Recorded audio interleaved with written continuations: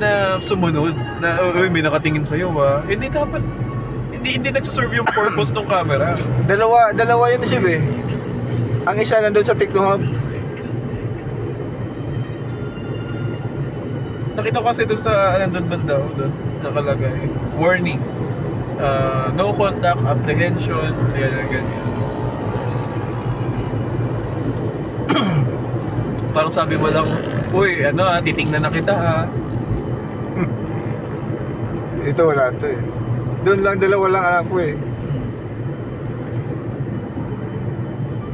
May rin siya ta yan. Kung lalampas na nga 60, 63, 65. 65 yata, mahuli na yun. Yung mga hindi intentional ba.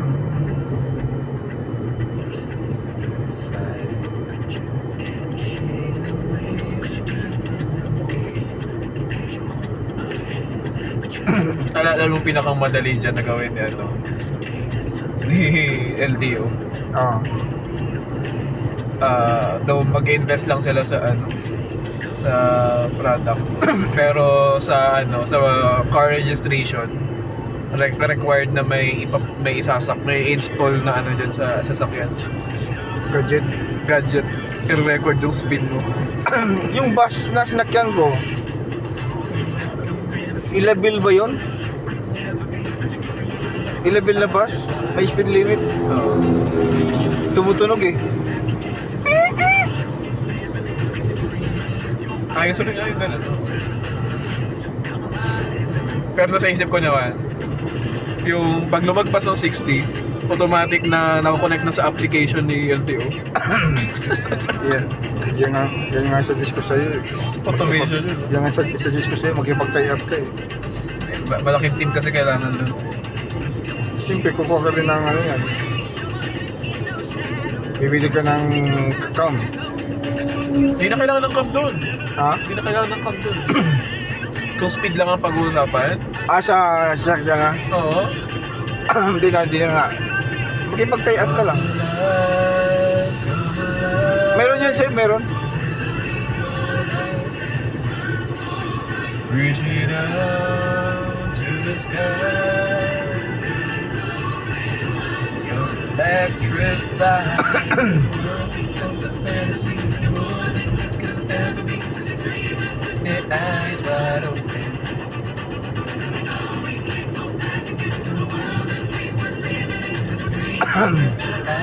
Polisintetic ko. Petron.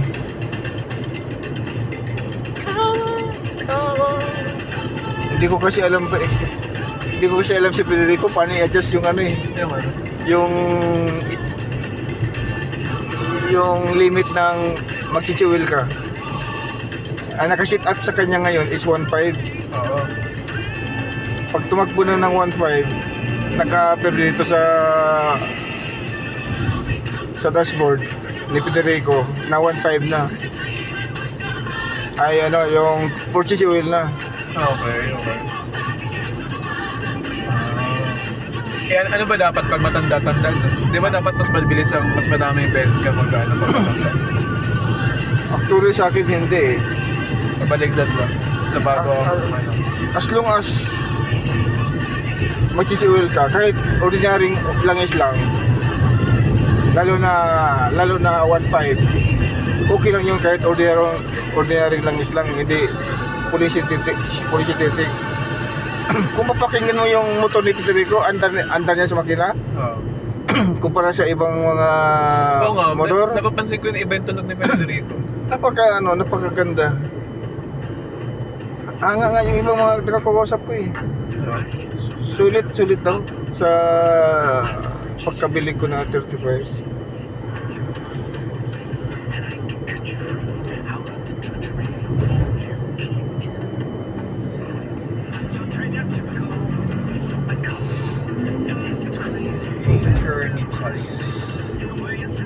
Hindi ka malubak dito eh.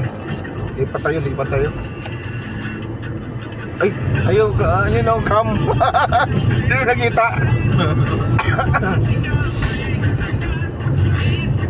Hindi natin nakita yung paalala nila. Ay, nako. Malubak kasi, nagagasar eh.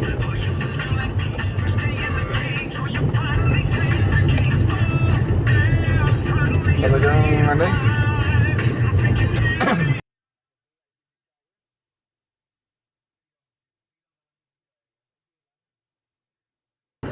Mula ano,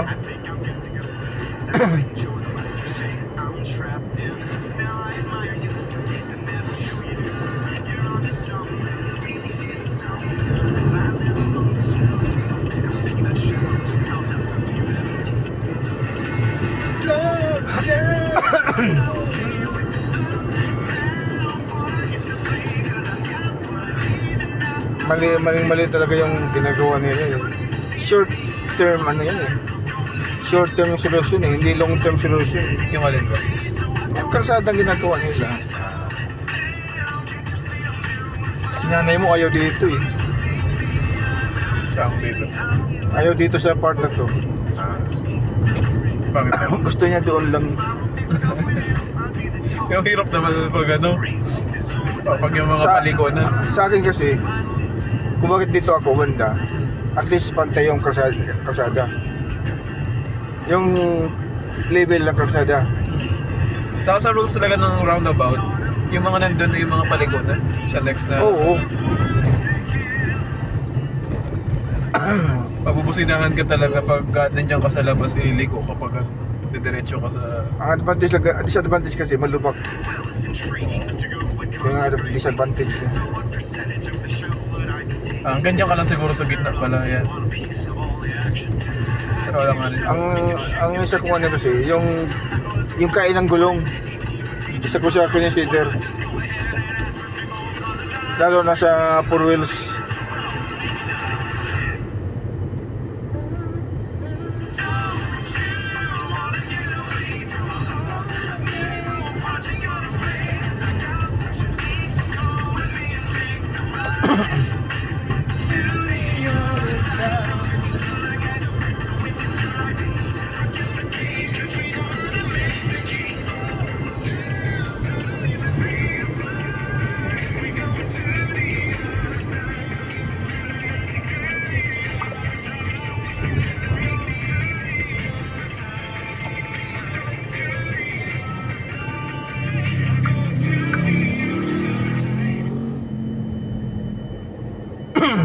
Kagaya nito, wala pang guhit to.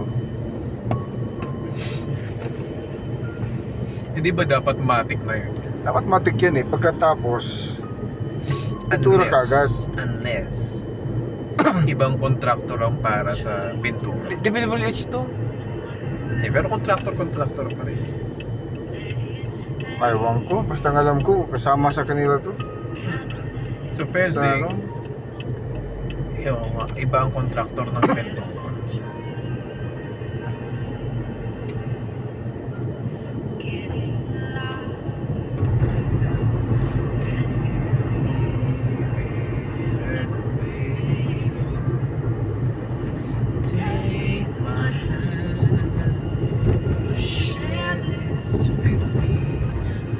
Bilis nga ng biyahe natin. 6:30 pa lang. Linggo eh. All the shine.